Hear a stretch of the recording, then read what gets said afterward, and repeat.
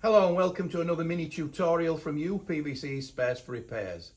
Today we're looking at replacing the striker plates on the Mila full length keep that goes on the door frame.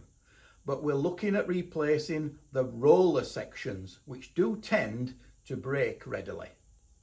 This particular part here has been discontinued and it tends to break either top or bottom. So we've sourced some new strikers.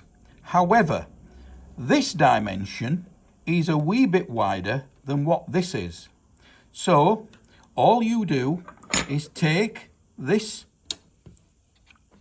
and place it in the center with the screw positions opposite and mark here and here, and then cut with a hacksaw down there and across there, which will allow this part to be offered into the gold rail. Now these are on the gold rails that are fitted onto Mila products, and this is the way that you overcome this issue. And thank you once more for watching our video.